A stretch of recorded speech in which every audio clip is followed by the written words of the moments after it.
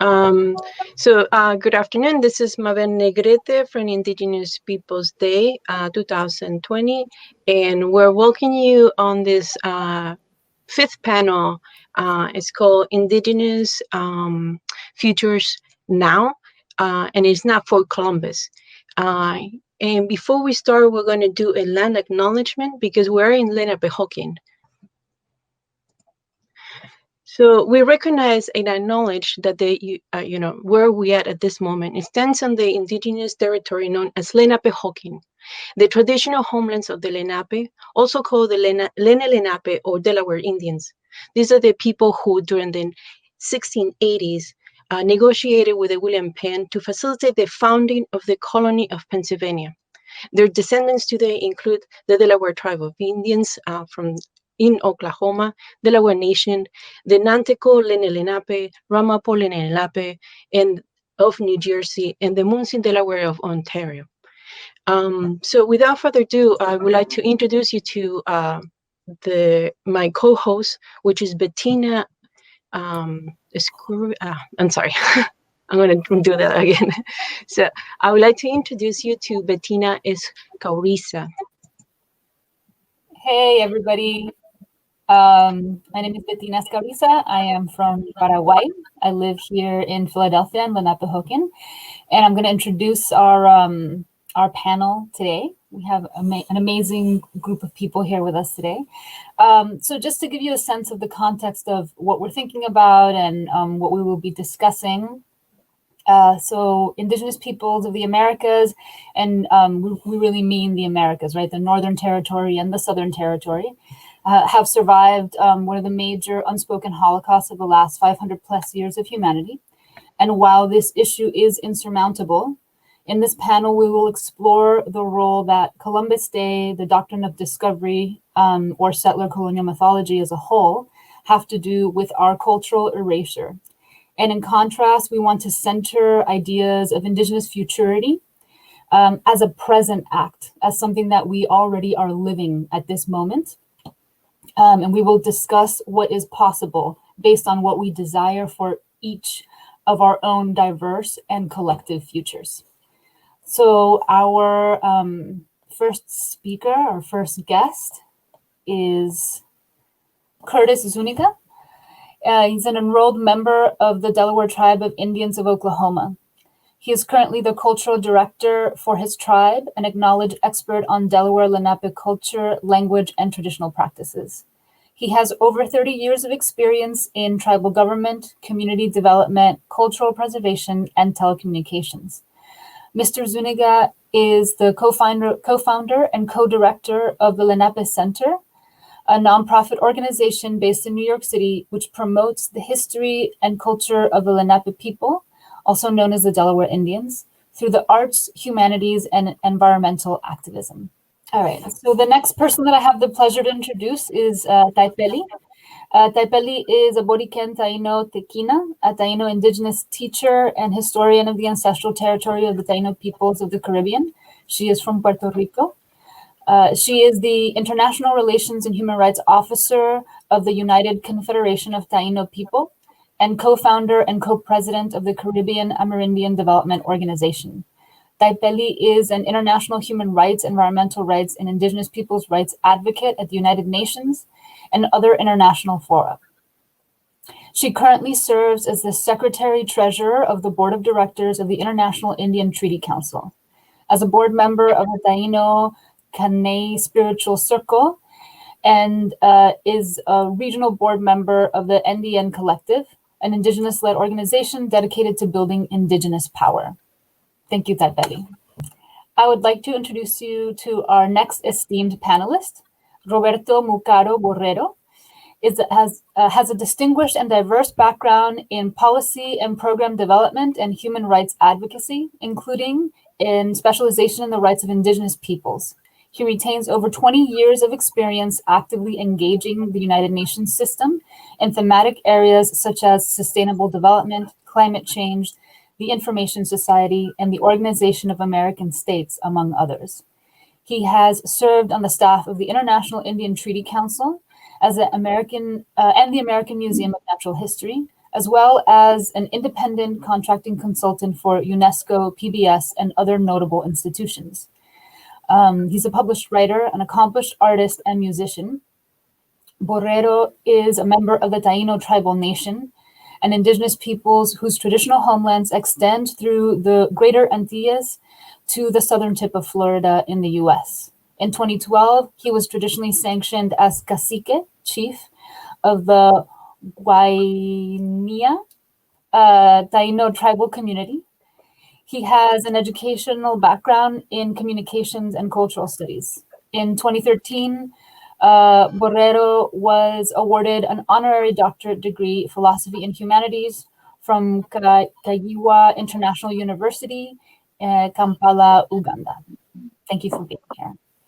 It's a great pleasure and honor to introduce our next guest, Eugene Blackrow, from the Oglala Lakota Nation, who will introduce himself. How? My name is Eugene Max Blackrow, and I'm a Oglala Lakota from the Panelists Indian Reservation. And I come from a little place called Wakpamni Lake, and I represent a clan. We call ourselves the Thunder Lake people because our Sundance, our leaders are the Hill Cuts, so we're the Thunder Lake people. But anyway, I've been helping my brothers with their Sundance, and then we've been doing that 500-mile sacred hoop run, which I help them all the time. And Mobile helped me a couple years ago, then a year ago. So, anyway, that's how we met up with her. And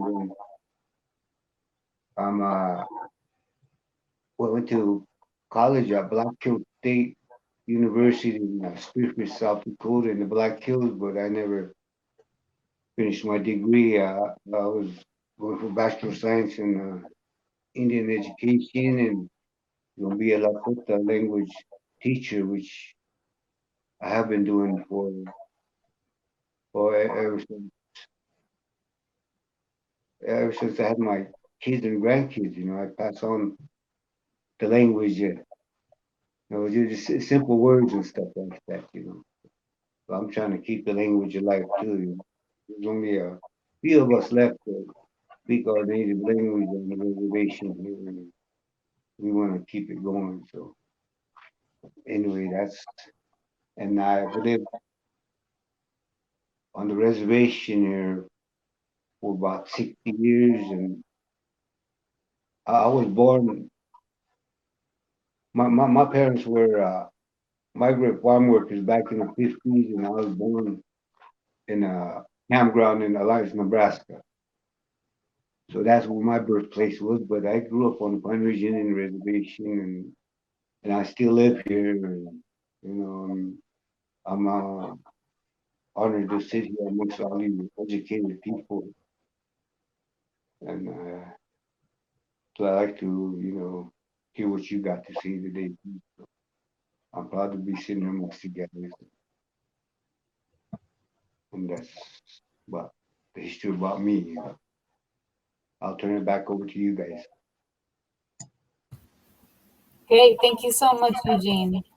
Then I'd like to introduce our final panelist, Américo Mendoza Mori, who teaches Quechua and Spanish at the University of Pennsylvania, where he designed the Quechua language program. He received his BA from Universidad Nacional Mayor de San Marcos in Lima, Peru, and he did a doctoral studies at the University of Miami, Florida.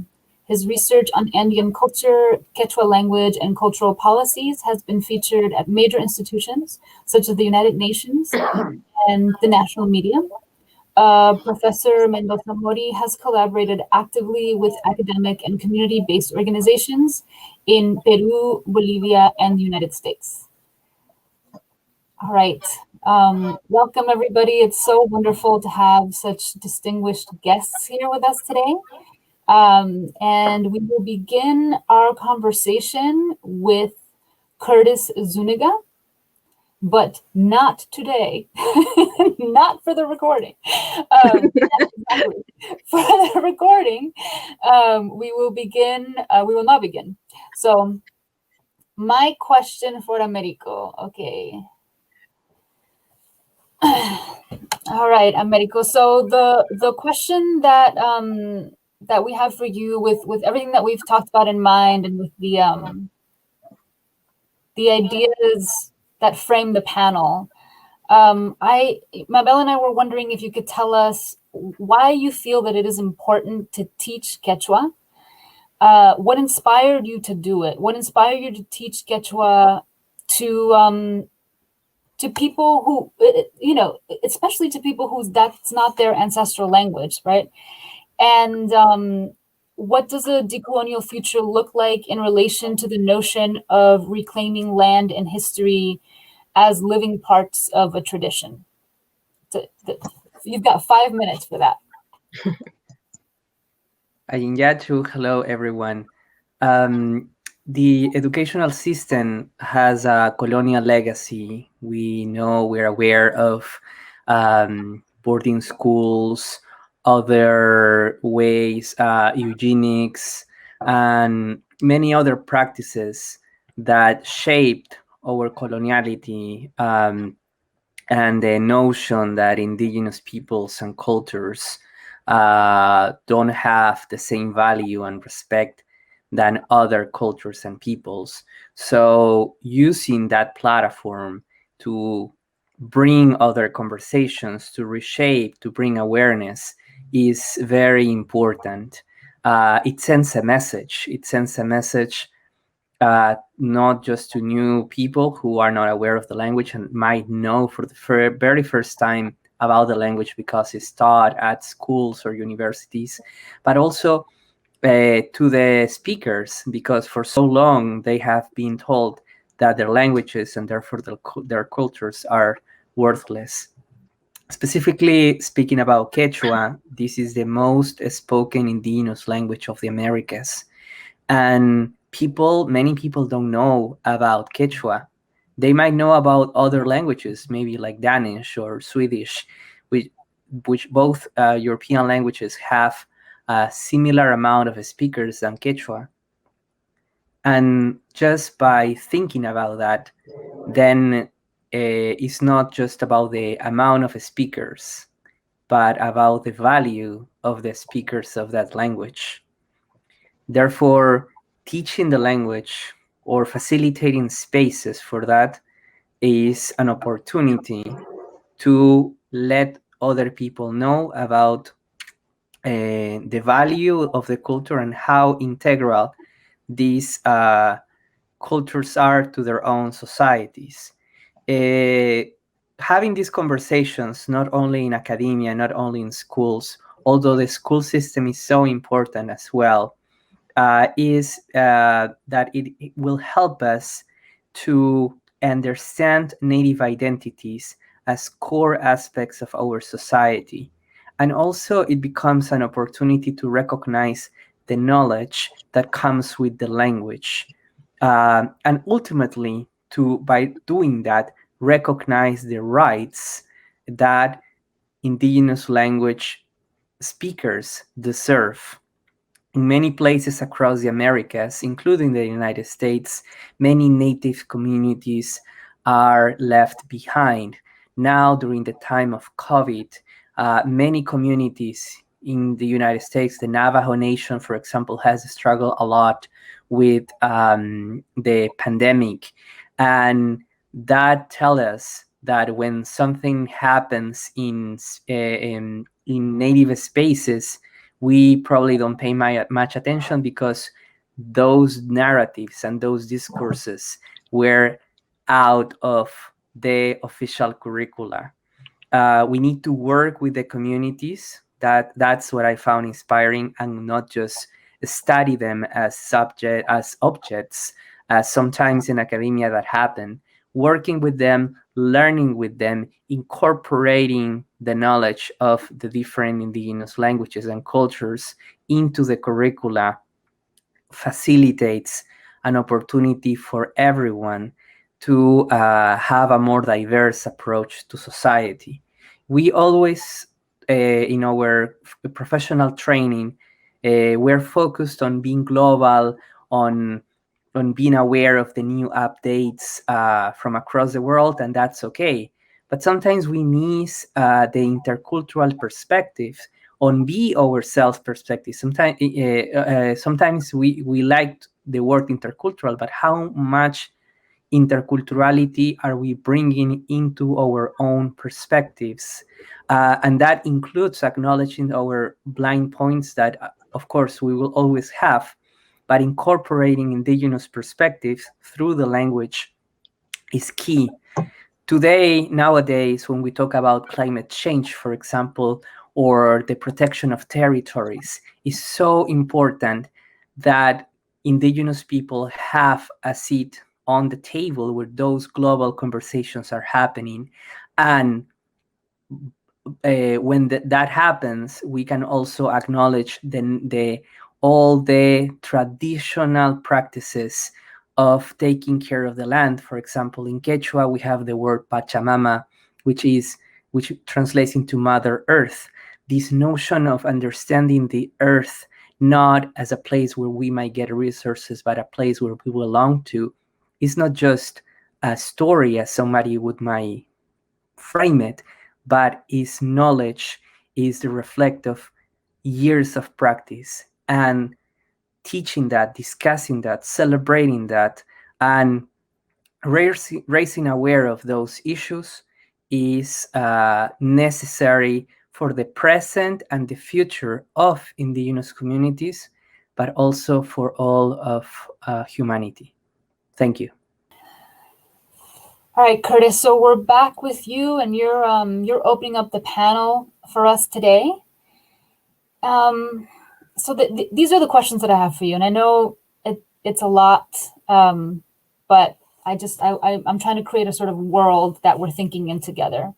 So the questions that I have are, how are the Lenape in the diaspora, particularly the Delaware tribe of Indians in Oklahoma, working on issues of cultural preservation and the preservation of traditional knowledge?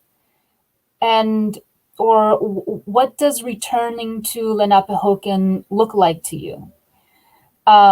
And what does a decolonial future look like in relation to the notion of reclaiming land and history as living parts of your tradition?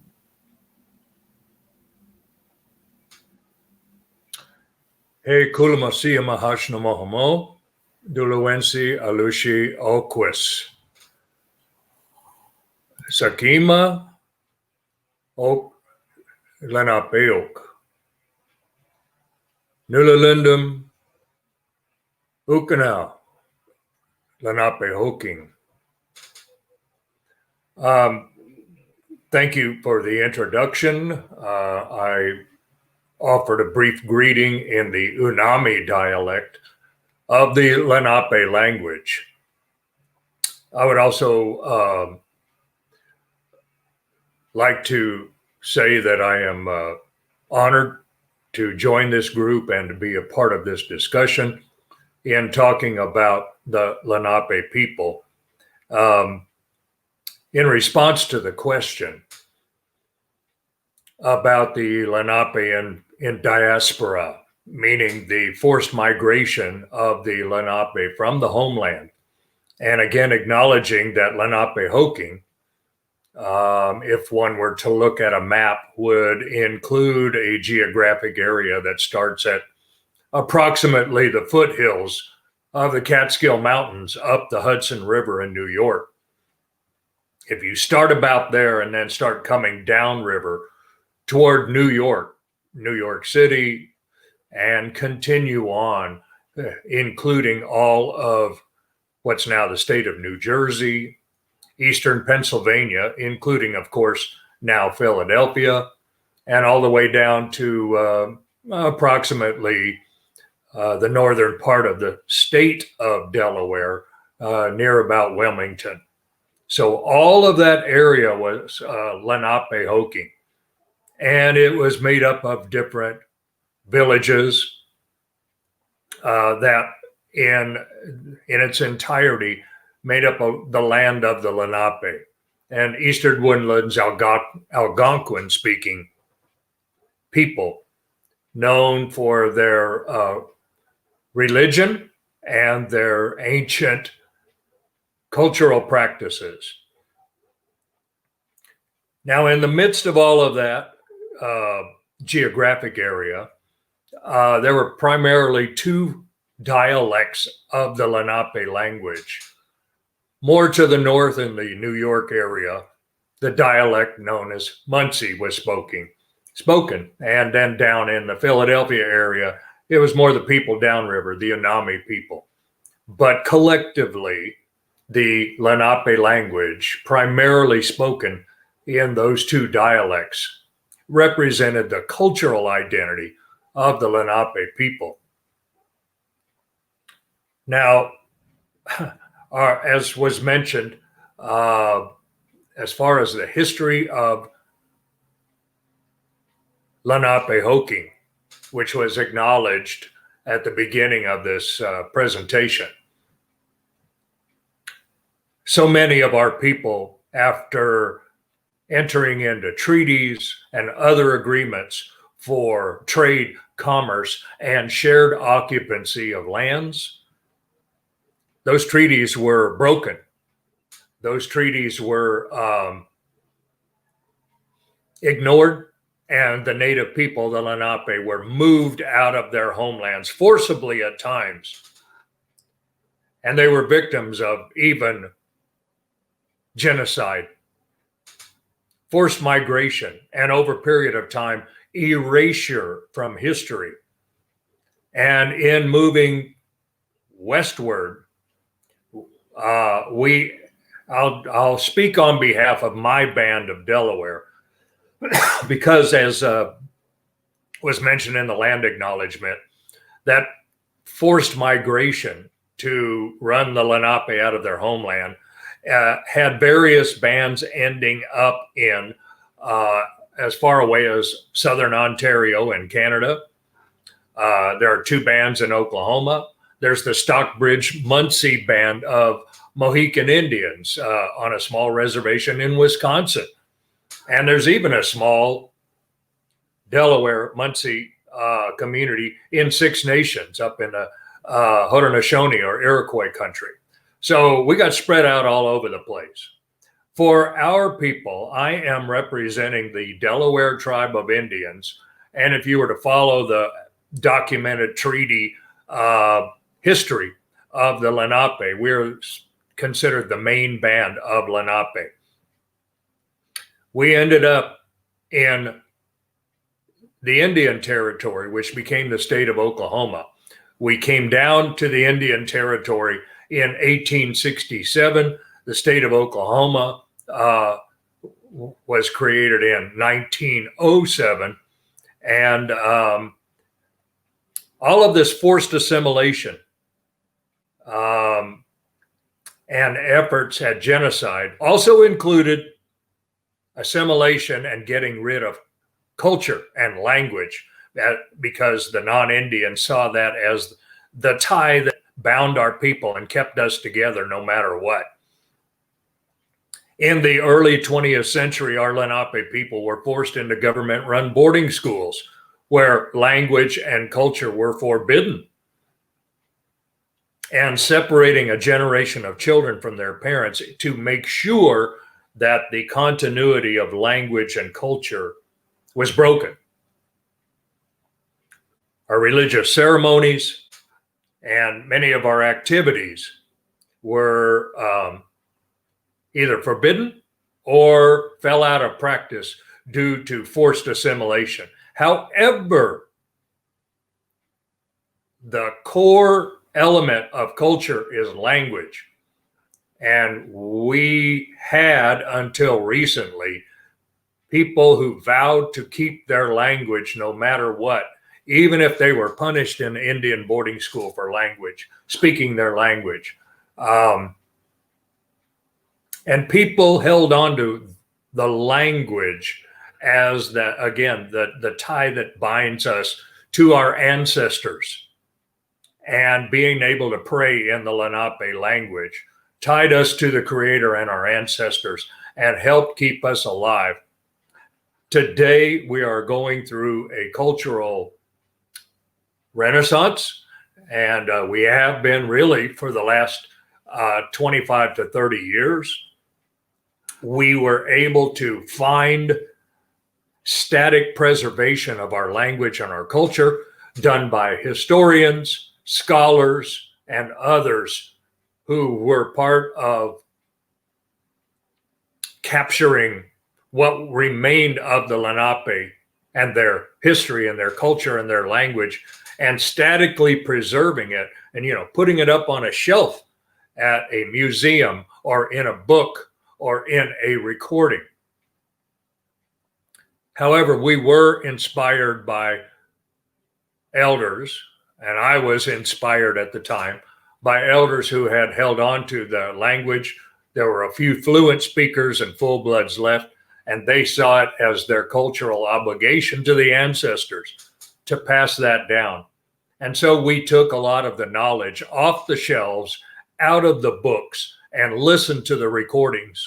And with the help and guidance of these elders, we were able to have classes, but not just schoolroom type classes, but to be out in the, at the dance ground or in a community setting where we could use the language for common exchange, so that we could use the language to talk about being in a community of people, learning how to pray in the Lenape language, learning how to sit around the table and share social interaction, and talking about food, talking about the dances. All of that effort is going from a static preservation to a dynamic style of preservation for use in our tribal activities. I'm trying to incorporate it into the many social programs that we offer to people, and to keep language at the forefront of our identity. It's very difficult, especially right now because of the COVID pandemic.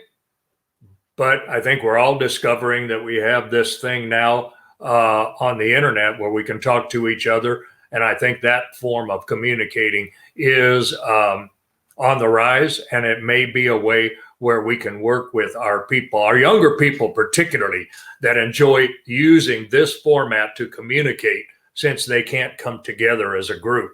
So I think we're going to be using that more and more for language lessons. We have recorded lessons. We've been working with a youth group and had a summer camp for 2 years in a row where we were involved in teaching language. So it's a obligation to the ancestors to pass on to the younger people and keep that cycle, that circle of knowledge, circle of culture, keep it going. I'll only answer one more question that you provided to me, and that is, what does return to Lenape mean to me?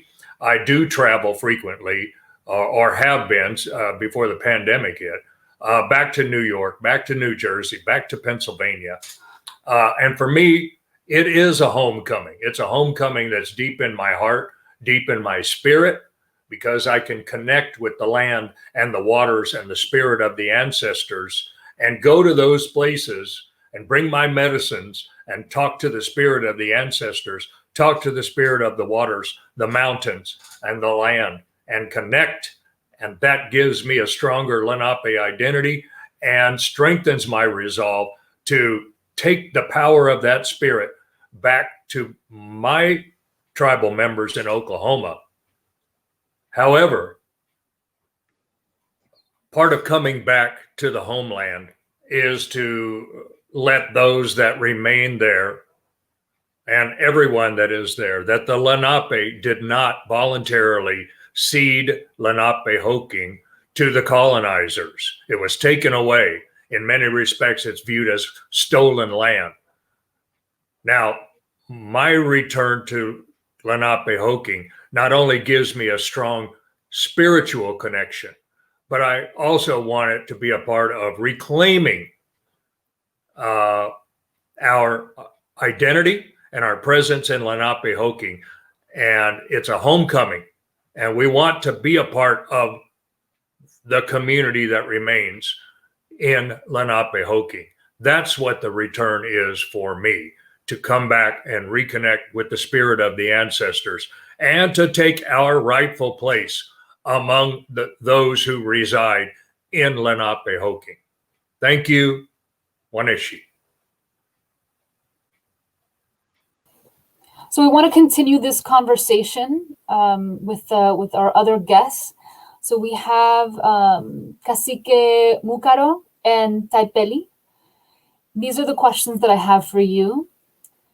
We're wondering how are the Taino and the diaspora working on issues of cultural preservation and the preservation of traditional knowledge? So within the same ideas that we were exploring with Curtis.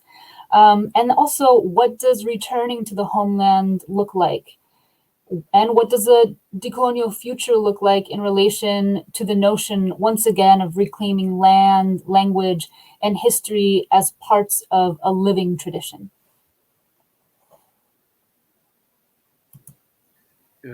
Taigwe ituno pena atiaono ahahom itu. I just wanted to give you a brief introduction, and in our indigenous language, our Taino language, just greeting you all as sisters and brothers, and thanking you as a sister for the introduction. I'm very happy to be a part of this panel. Honored, in fact, to be amongst all of you and to share a few words about our homelands, our peoples, our cultures, especially on a day like today, Indigenous Peoples Day, which really, if you think about the 500-year cycle of genocide against indigenous peoples in the Americas, it really started in our homelands, and our people were the first to be impacted by those genocidal practices that were brought over from people who were coming and seeking to replenish their own resources from a then emerging Europe. It wasn't even Europe at the time. So they came over to this hemisphere and proceeded to exploit in a very horrific fashion the natural and human resources. So our communities were the first impacted. We were the first to be called Indians in this hemisphere and the first to suffer genocide. So when you speak about Taino diaspora, it really needs to be seen in that context, like other first contact people. You know, there's a real need to understand that this is just not like, okay, some people came over, they signed the deal, and we just voluntarily stepped aside for this quote unquote new world that they had envisioned to remake in their own image, or what they felt was their own image. You know, we were really victims of a lot of underhanded schemes, a lot of broken treaties, broken promises, a lot of taking advantage of the good nature of our peoples. Our peoples didn't really function in the way that many of these Europeans did when they came over here. And we have to remember that these colonizers, they weren't coming over for agricultural purposes. They weren't here to plant beans. They were looking for gold, again, to replenish their supplies after supposedly they had been in a long time of warfare in their own homelands that practically removed much of their natural resources. So they were looking to reestablish their power in the region. And I'm talking specifically about Spain and their connection to Christianity, to reestablish that power, not only that economic power, but also that the religious power that they once held and that they were trying to renew, reestablish, and make more powerful, right? So this is what we talk about, and this is what we have to understand when we speak about Taino diaspora. Like our distinguished previous speaker, you know, our folks didn't voluntarily cede any territories.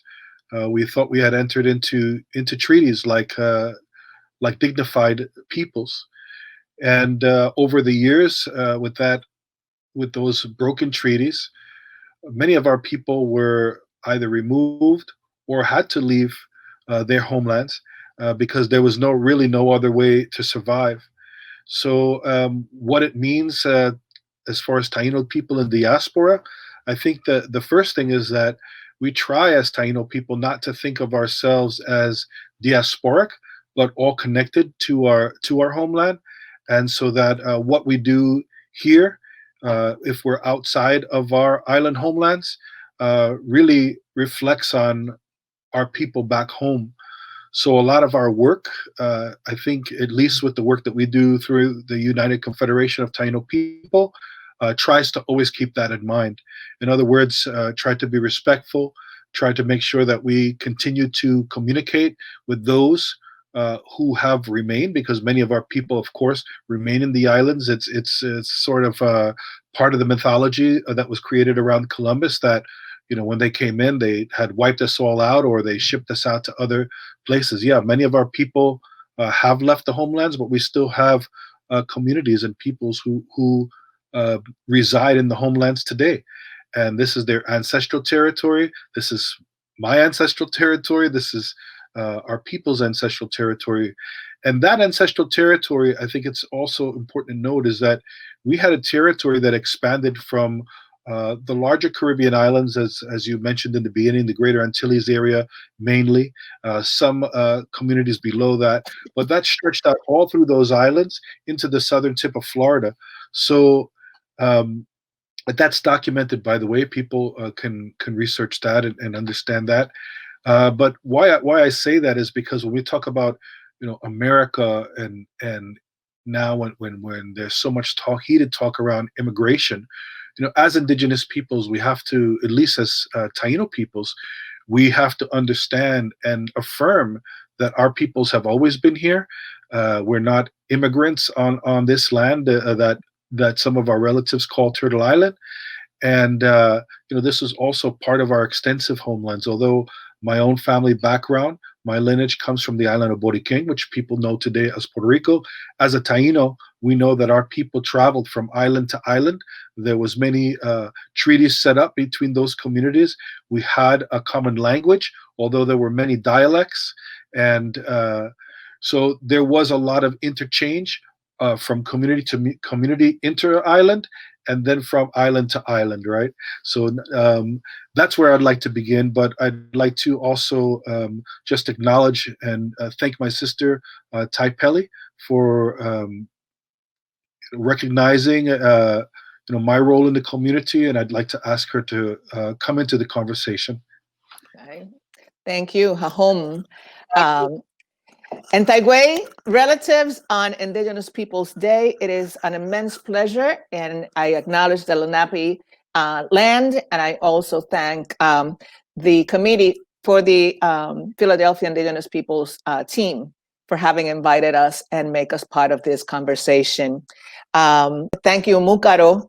I want to stress again that the Taino peoples to this day have been saying, we are here. El Taino vive, we're still here. But that invisibility was created by the colonizer. And when it comes to territory, as Múkaro was explaining, and the same as our brother Curtis was explaining, our lands were colonized twice, were invaded, we never ceded. And the second wave of people being removed from the little spaces that were allowed during those treaties were then destroyed by the presence of the second colonial colonizer that we as Boricuas, the ones in Puerto Rico, experienced with the invasion of the United States in 1898. And within less than 2.5 decades from that invasion, our peoples were displaced. Those lands were taken away in many ways by tricking them, by, again, the resources being exploited in such a way that our people could no longer sustain within their own spaces. So I want to clarify that. But the Taino has always been here. People know that the Taino has always been here? And how do we, as a peoples now, with the indigenous organized movement, preserve and continue teaching about our culture and our history and our traditional knowledge? Then that never stopped. However, the colonizers decided to use other terms to refer to us, anything except indigenous, anything except Taino, right? The second you get dressed, the second that you adopt their forced religion, throughout the years, right? They called us something else. I want to make sure that our people understand, and I'm going to repeat words from one of our wise Bibino, right? Bibi Naniki Reyes Ocasio, who many years ago, during the census, said, the same way they wrote us out of history, we will write ourselves back in. So it is 2020, and I urge everyone to make sure that as an indigenous person that you fill out the census in the applicable form so that we can be counted as Taino peoples. You know, there is a way for us to sign ourselves back in, and I invite everybody to go to the UCTP page on Facebook, for example, where you can see how we, as Taino people from Borikén, can sign ourselves back into the census. So that is just one point. As far as the preservation in the diaspora, again, with the organized movement, which is really not just by the American Indian movement or the peoples in the Caribbean. This was almost like a phenomena that took place all over the globe, where people finally said in the 70s, for example, no, that's enough. We're going to get together and we are going to organize and we are going to reclaim our rights. And I want to stress that reclaiming our rights means they're ours. You know, it's not that somebody allowed me the right to do X or Y, right? Rights are either respected or they're violated. And those are things that we need to understand in the present so that we can exalt with a strong foundation all the cultural elements of each of our particular indigenous people's cultures, right? And in my case, the Taino peoples and the Taino culture. Preservation has to do in these times with education. And we know we cannot allow a system to continue being the one determining who is indigenous and who is not, for that violates our right to self-determination and self-identification. Governments do not have that power. It is us that have to make those rights be respected. So with education, I think that first we need to understand what are our rights, right? And then continue strengthening those areas of our culture. For example, the preservation of our traditional knowledge, right? Américo mentioned, right, that indigenous peoples tend to be the subjects of studies, and we cannot be allowed to be seen in that fashion, but that takes initiative from ourselves.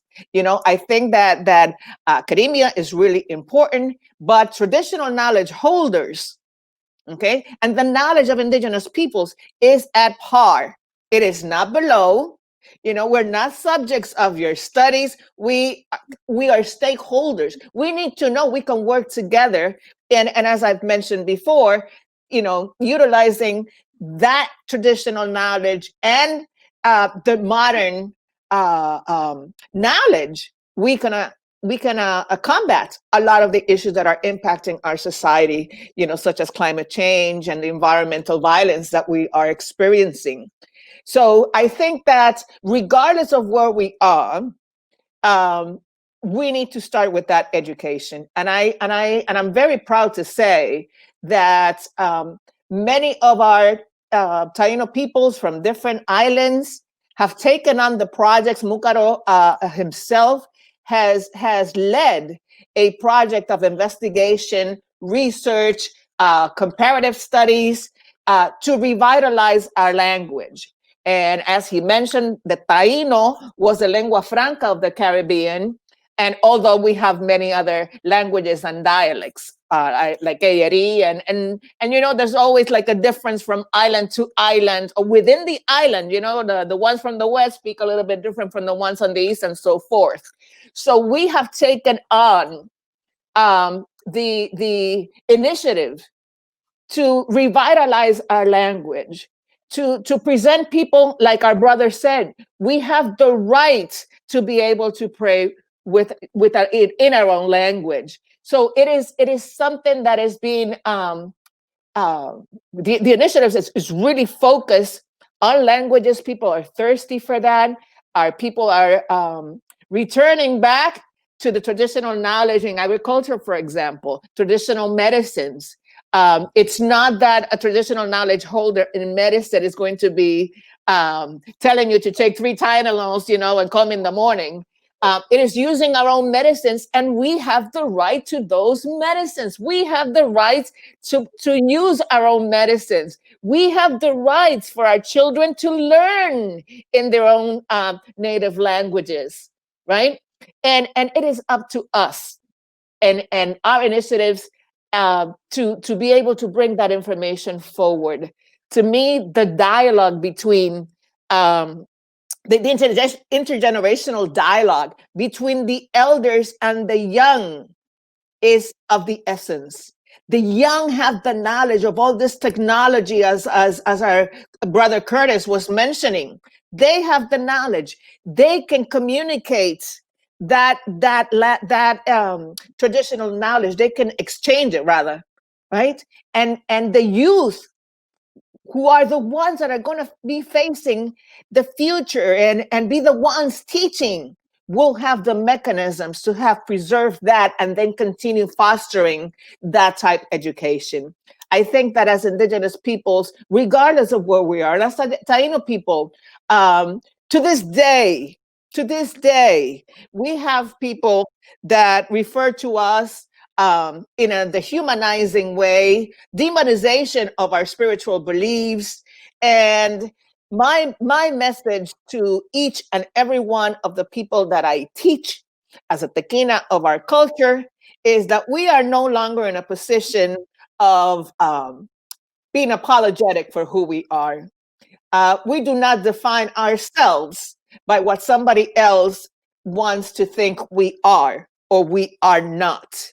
The methods of blood quantum, colonial languages. We need to decolonize our thoughts, decolonize our words, and decolonize our processes. That is the wisdom of one of my own mentors. And I keep on saying that it is up to us. We do not have to be apologetic. We do not have to be always wearing our feathers and our paint and our regalia.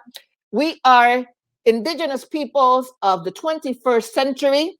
We do all those things during our ceremonies or whatever, but what we are wearing does not define us on whether we are or are not Indigenous peoples.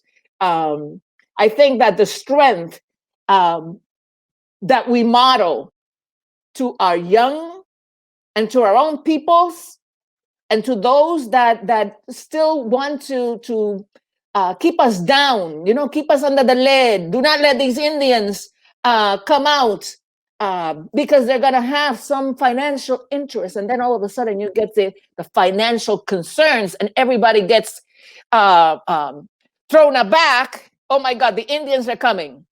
I think that the connection with our land goes beyond I am from Borikén or Puerto Rico. I am from Philadelphia, New York. I am from Ecuador and whatever our country and homeland is. One thing that will never be understood by a European mindset is that in reality, for example, I am not from Borikén. As Taino peoples, and in our case, my chief Múkaro and myself, we are Borikén. That is the land of our ancestors. That is the land that we come from. That is the air, the soil, and everything that makes Borikén is within us, including including the remains of our own ancestors that walked those lands. So I think it is time that we as Indigenous peoples take the baton and lead forward without apologies, stressing, reteaching, reclaiming our languages, our practices, our sacred places, and at the same time, contribute and have a voice in those issues that are affecting our humanity as a whole. And our mother Atabe, right? Our brother calls it Pachamama.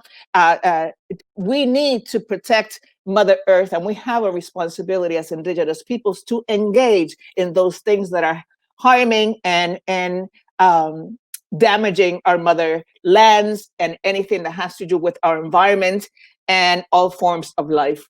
So thank you.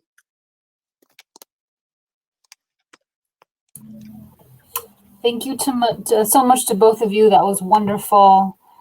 Yeah, there's definitely a lot to think about with everything that we've discussed so far.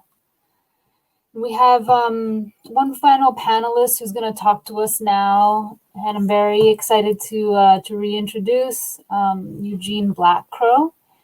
And Eugene, the questions that I have for you, are definitely similar in the same vein, right? In thinking and considering our decolonial futures. And I'm wondering, like specifically thinking about you as Oglala Lakota and that land, why you think it is important that the 7 generations reclaim Hesapa, the Black Hills, and what, and also like getting a sense of what your vision of a decolonial future looks like, right? In relationship to land, in relationship to language and traditions. And yeah, I mean, I think that to me it feels really important to get a sense of your specific vision in relationship to that. Thank you. Okay, well, I think the 7th generation was foretold a long time ago by a vision from Black Elk that our Black Hills were supposed to be returned to us by the 7th generation. I don't know if he meant it was kind of a revolt or just Trump trying to make a mistake and write it off back to us or something, But that is really important for us to retain the land there and educate the youth why we still have to keep the land there, because that's all we have left. And I always try taking people hiking to our sacred places all over in the Black Hills there and in the Badlands, and let them know the history of the land there, and then say in Lakota, so they'll know how to preserve the language at the same time. Teach them the sacred places and why it's sacred to us, and then there's a language or there's a story to the places of all the sacred places. Like our people were tricked out of the Black Hills by I don't know if you people know about our trickster on our Lakota language, but he's always tricking the Lakota language to make them aware that they can be tricked easily, and there are always people that are telling stories about these guys to watch out for them because they'll trick you into anything. And then our land base here, we used to have a whole big land base back in 1859 and 1868 treaties, but they ate away at our land piece by piece. So the Indians aren't using this land, so we'll sell it off to settlers, and doing that, so they chopped us off our reservation to what we live in now. We live in ours is the largest reservation, the largest Sioux reservation. There's eight of us reservations here, and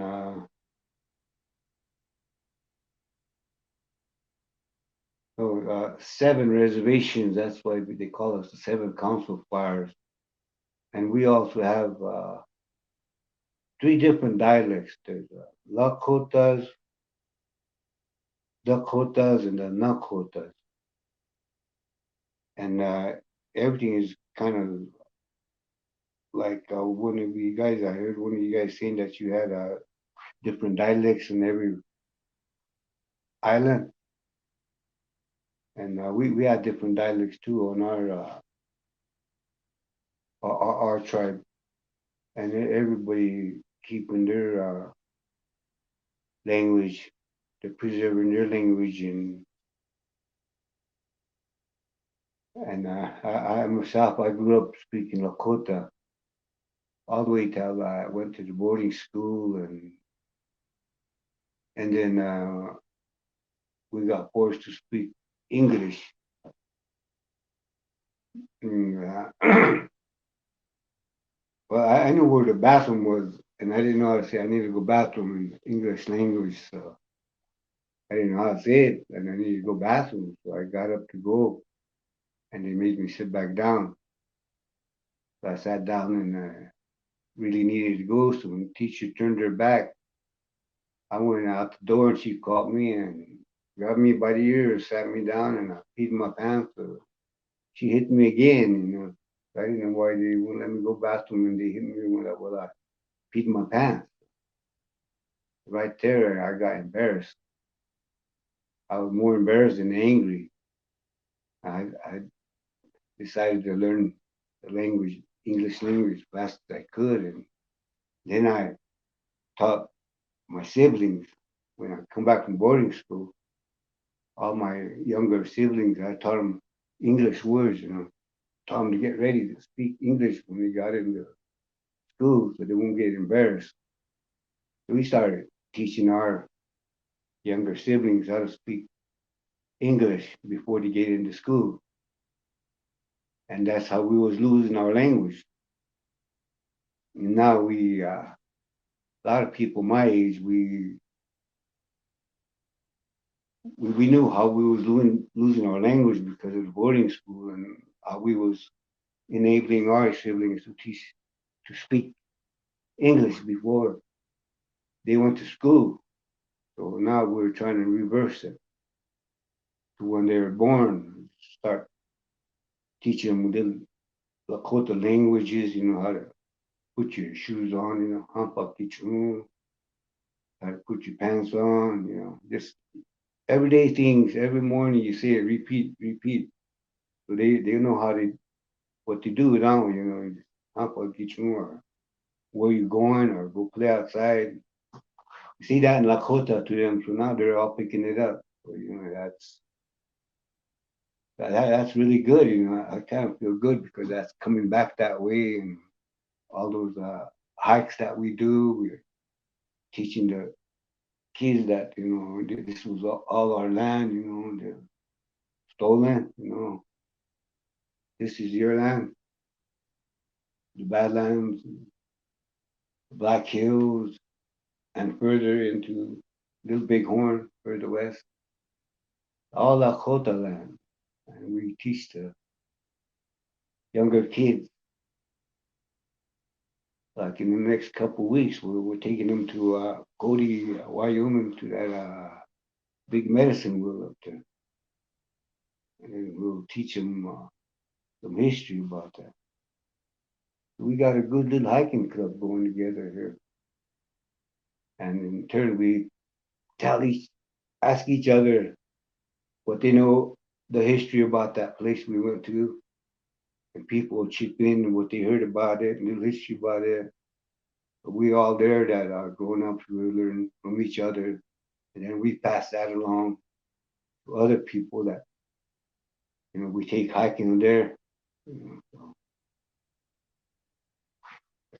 And important is we want to teaching the kids to keep the Black Hills. It's not for sale.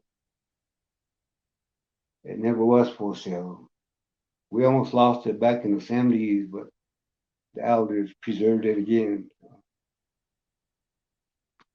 And back then in the 70s, maybe some of you guys haven't heard about it, but we had kind of a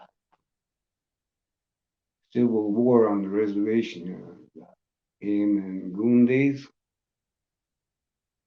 Yeah, administration wanted to sell the Black Hills, so every grown-up man on the reservation could be driving around in a brand new car and act like white people, try to blend in with white people.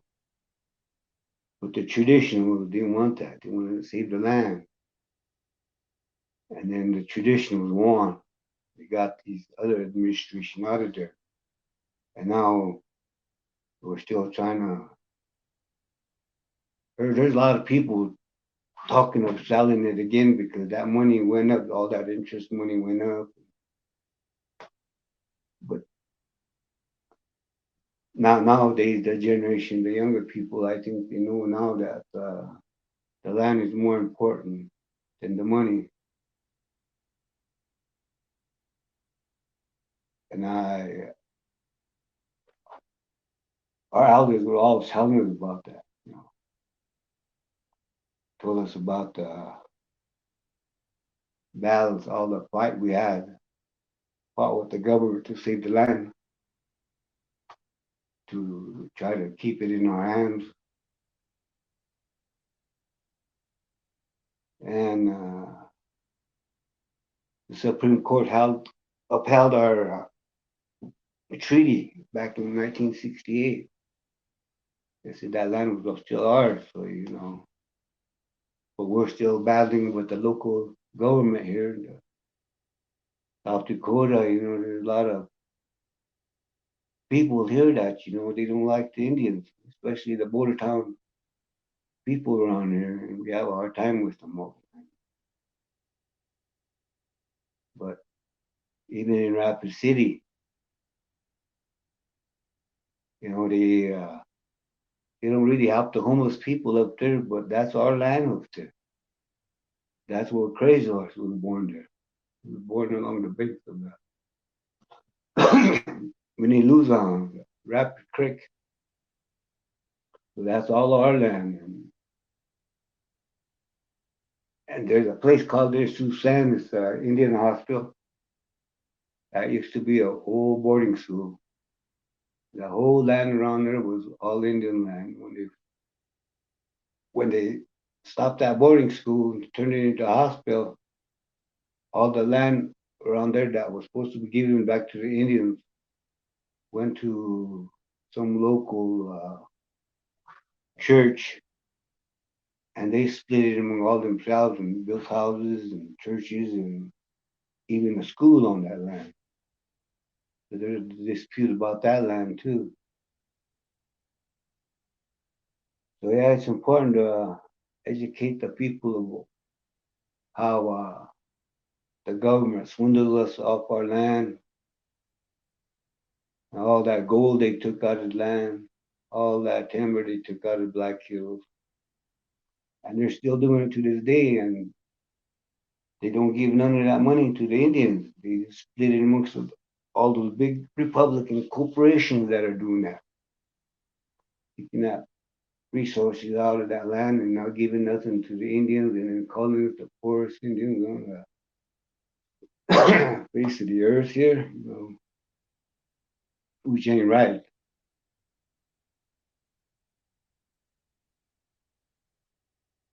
Our ancestors fought to keep the land. I don't know where that was a prophecy that 7 generations going to get it back, and they're working on it. I think that movement is called land back movement.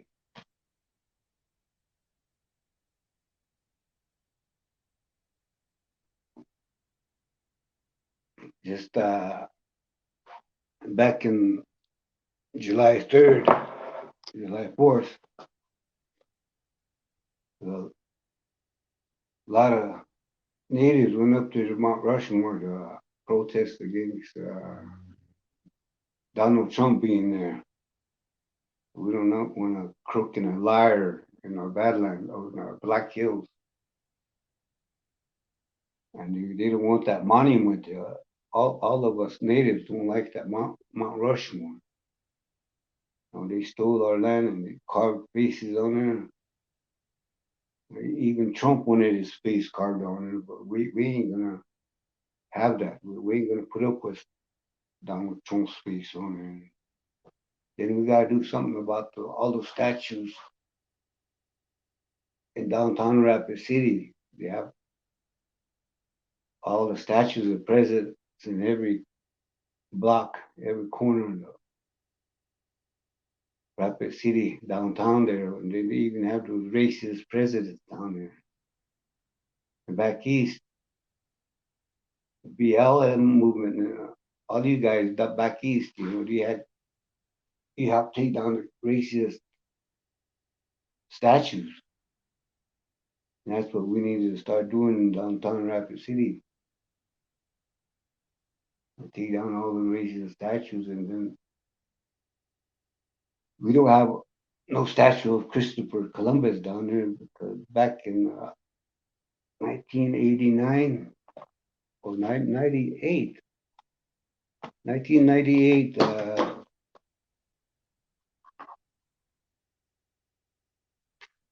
Governor Mickelson, he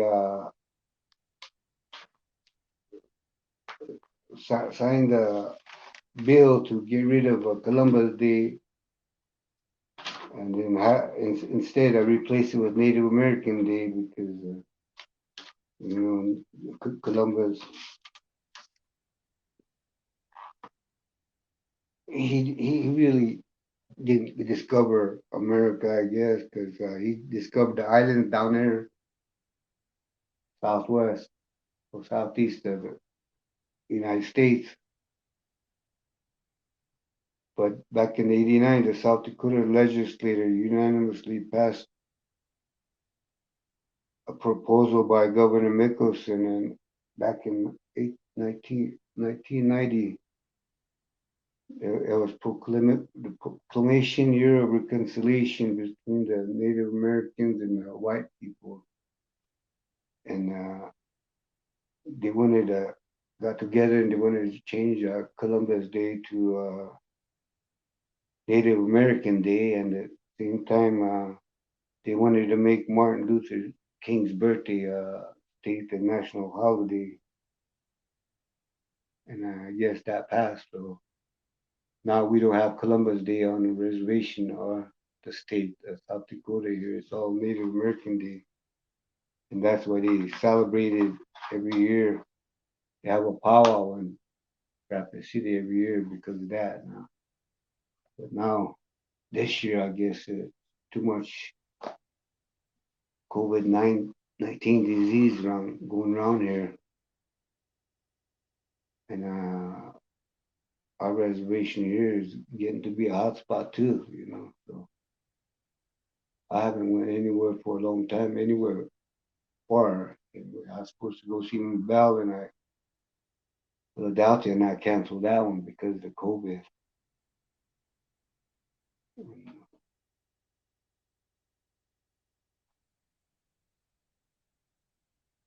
Well, anyway, I think I talked long enough. I'll turn it back over to you guys. Thank you, Eugene. That was wonderful. Okay, so we've definitely been talking for a while, and we are, Mabel, I think we're over time, correct? Well, over time, regardless, like the recording time, but in terms of when we originally started, we started like Okay. 20 minutes. So basically, we're being recording for like an hour. But I think it would be good to do like a wrap up, or leave it like this, but more, take turns in reflecting what we learned I or agree. we heard or Yeah, definitely. something like that. Yeah. So I think to wrap up, what would be wonderful would be if we could get all of you,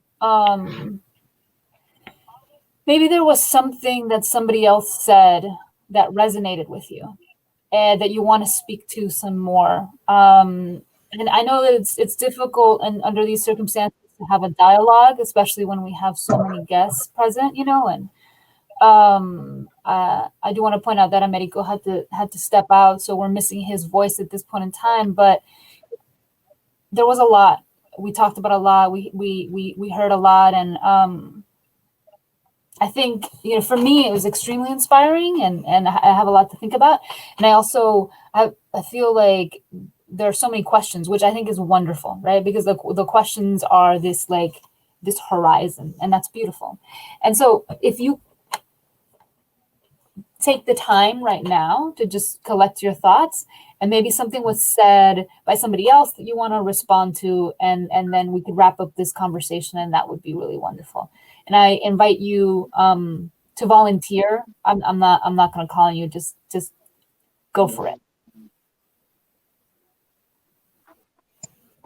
And you might want to unmute yourself.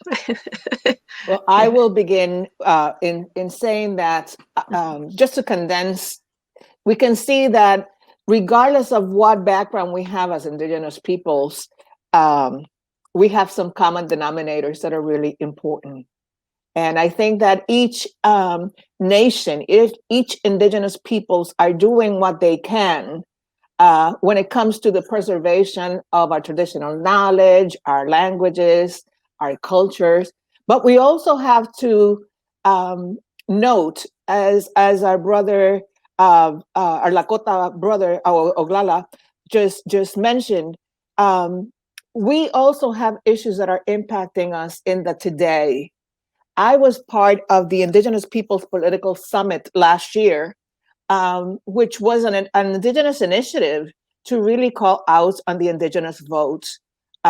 We have been part of voting suppression for the longest time. And I think it is important to call out on every single Indigenous person, whether you are part of the 30% that lives in reservations, or you are part of that 70% that is considered an urban Indian. Many of us, as Taino from Borikén, for example, which we have the right to vote. We are American citizens. I urge every single Indigenous person to take the initiative and go and vote. It is really important that we let our voices be heard. And for the longest time, our people have felt powerless. Our people have felt as though, it's not going to change anything for me. Well, it influences who is going to make the decisions that will be answering the needs that our communities have. And I think it is an important way to let our voices be heard. And I think that we all have the power to make a difference. So that will be my advice, as we're just a couple of weeks away from voting time in the United States of America. Thank you. Ahom. I think I resonated when our Oglala brother was speaking, when he was talking about the removal of statues in his area. I think that this is something on Indigenous Peoples Day that at least should be highlighted, because if we're talking about education, ongoing education, I think it's important for us as Indigenous peoples to support those calls for those removal of statues that continue to uplift these colonizers, because it makes it hard for our own children, our own generations, to really take that pride when you're looking at an image there, much like when other peoples have protested the use of the Confederate flag. There's a relationship, right, with those statues. And for us as Taino peoples, when we see those statues of Columbus, they're not statues talking about a friendly just transition, right? Our peoples are erased from those monuments, right? So that really elevates the attempt at erasing us from the picture. So you often see a statue of Columbus. He's standing alone with a flag or in some kind of pose, but there's no shaking hands of natives, because that's the mythology, right? That they try to push on children very, very young. They talk about indigenous peoples or American Indian peoples. Oftentimes when we highlight that and say that these are racist symbolism, they say, why are you talking about that? That happened 500 years ago.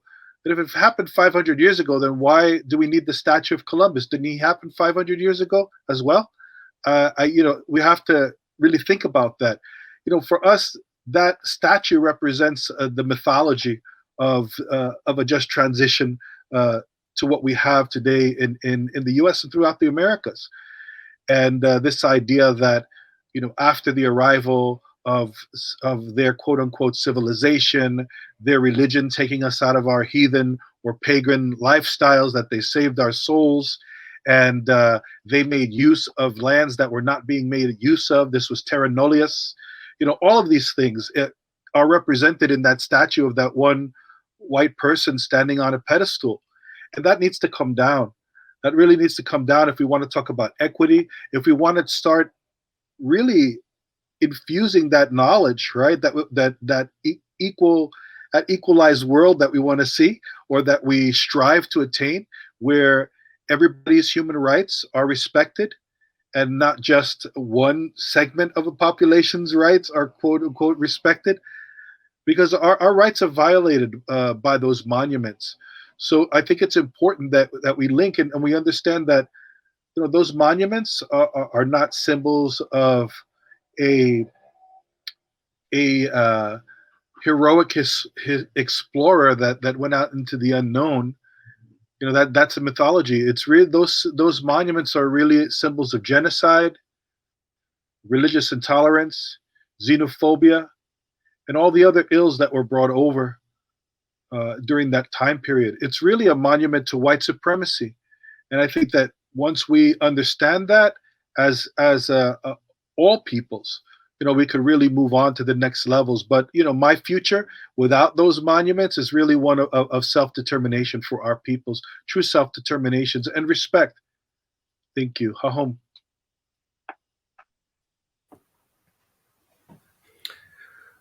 All right, I will join the conversation and try to summarize and even find a stopping point, because I want to say that this conversation today and this particular observation of Indigenous Peoples Day Philadelphia 2020, this is the beginning of a process, not just a singular event, one and out kind of thing. This conversation will seek, I hope, to continue to open up a dialogue with all of the people, all of the stakeholders in the greater Philadelphia area, even all of Lenape, and that it opens up a dialogue that asks many of the questions about the indigenous people of the Philadelphia area, about what they want, what their feelings are, their perspective on history, but also their perspective on the social, political, and religious institutions that dominate the Philadelphia area and that are dominated by principally the descendants of European colonizers. So part of returning to Lenapehoking for me will be to reclaim our rightful place at the table with all of those stakeholders at all levels of power and authority. I, for one, am more about peaceful and diplomatic discussion and negotiation, which was a hallmark of the Lenape people, particularly the great chief Sakima Tamanin, who in 1683 represented the Lenape in an agreement with William Penn to create the colony of Pennsylvania. Now, there are two remaining statues in Philadelphia, one of William Penn on top of the City Hall, and one of Tamanin, which was created and installed back in the mid-90s and mid-1990s. And that's located around Front and Market Streets. It's a very iconic statue. I, for one, do not want to see continued statuary of individuals, but to recognize that those people represent their communities. But I would believe that the native people, the indigenous people, look for common ways to connect, which is, as I have spoken with, about the spirit of the land, the spirit of the waters, the spirit of the ancestors, and the enduring cultural presence, particularly of the Lenape people on that land, because they were there for thousands of years before the colonizers ever came. And that this conversation also inspires many to seek to change the institutions that I just spoke of, the social, economic, political, and even religious institutions, and become more enlightened on the need for change, respect for the indigenous people, and above all, that the indigenous people's story, commitment, and their foundation is based on their relationship with the land. And we are seeing that because of climate change, we are not treating our Mother Earth in a way that the ancestors taught us. And we need to return to those ways, because I believe it's an indication that we are out of balance. That's why we're going through so much trouble today. And it's time to change the institutions so that we can all seek to achieve more equality in our voice and our impact on these communities, so that we can indeed pass a better world on to the next generation and enlighten them so that they don't become victims and experience generational trauma, but they provide the solution for getting out of it, because they have been taught by a generation of people that cares for them as much as they care for their ancestors. I will leave that as a closing comment. And once again, thank you, Wanishi. Thank you so much. Eugene, if you wanna close it out for us, we would really appreciate your thoughts. I'm very grateful to everyone that was here, and yeah, thank you so much. I'd like to thank all you guys here for your input and your ideas and all the good words that you put into how to preserve our language and our culture,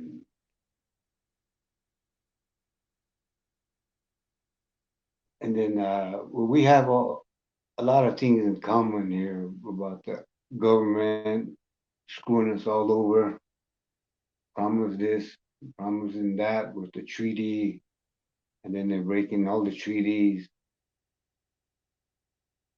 And this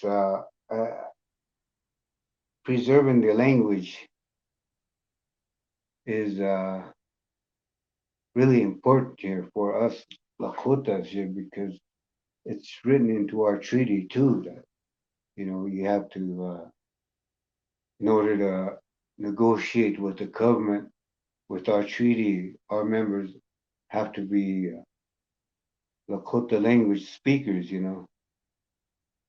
and we have a lot, not a lot, but some of us who grew up speaking Lakota here and preserving this Lakota, we went to the boarding school, and 9 months out of the year, we couldn't speak English or we couldn't speak Indian at all. We had to speak English, but yet we speak in our own language out in the back, where they couldn't see us. And then during the summer, we'd come back to our parents, our grandparents' place, then we carry on with our language, Lakota language. And then we go back to boarding school again, and we're not allowed. So I have learned those summer months that we learn new languages or new words in our language, how to say other words in Lakota. Then we go back to school, and we'd be speaking English again all through 9 months of boarding school. Come back for the summer, and then just speak Lakota again for the summer. And it was hard to keep that language going.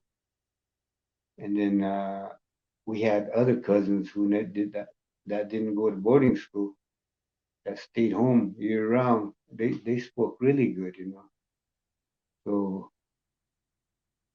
when we're my age now, a lot of people that went to boarding school, we still, when we get together, we still, joke around in Lakota, but we use English words in it. And the people that grew up without going boarding school, they use deeper, more Lakota words than we were able to learn during our 3 months of speaking Lakota while growing up, but somehow we kept that language going and still a fluent speaker myself, despite all of that, and that's how we kept our languages going, and we in turn as boarding school people that grew up like that, we're trying to help our kids and our grandkids learn the language again, know why it's important because it's written in the treaty, and then same time teaching them about the treaty, why it's important to keep the land, because this is our land. Still fighting for it. The government is still trying to take it away from us, little at a time, and it's really important to let the seventh generation know about the treaties, both of the treaties. And a lot of them are going up to be the lawyers to keep the fight going, which is really good, I think, to keep the treaty going, let people know that they're living on a Lakota land. Even Sturgis, where they have the bike rally, they didn't know they was on Indian land. We had the high school people had to educate the whole town of Sturgis that they were on Indian land. When they went to go play football over there, they were telling the Indians to go back to the reservation. And the Indians were telling them that they're living on stolen Indian land. So, it's important that the seventh generation keep fighting back that way, letting the other people know that they're still on stolen land. Maybe someday, like Blackout prophecy, maybe the seventh generation will get the Black people back. All right, that's my thought on all of that. I'm happy to meet all you guys and listen to what you guys had to say. And we got a struggle. We still have a struggle ahead of us. And with that, I would like to conclude. I have to go somewhere myself. My brother's been coming in here after me.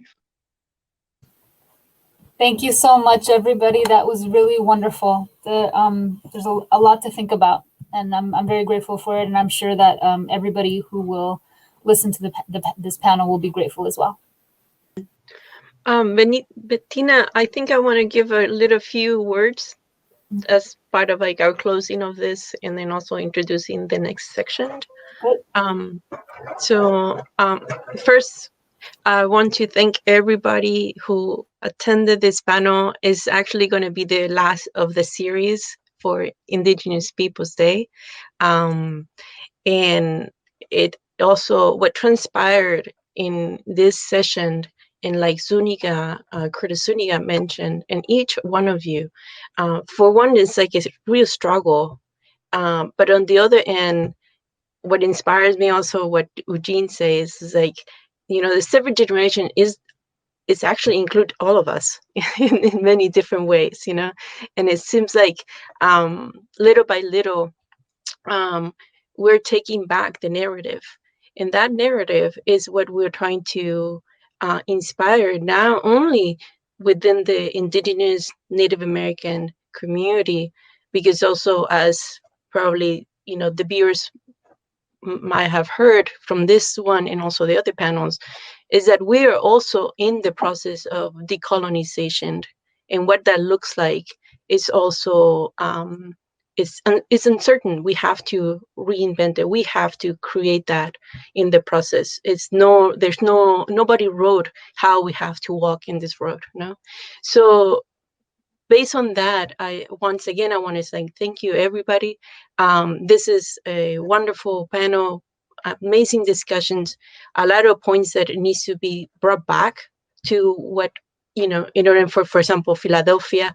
Definitely we live in a city that have gone too long without knowing the truth of Native American history, as well as what happened to the Lenape and all the other nations and all the communities, including like the people from where I'm from, like in the South. It's like nobody knows, So it's important that we keep the fire going, just like the Lakotas are doing and all the other communities. And without further ado, I want everybody to also join the next section, which is going to be a concert by local artists and also some artists from other regions within the United States. Thank you, and I see you soon. Toksha in Lakota.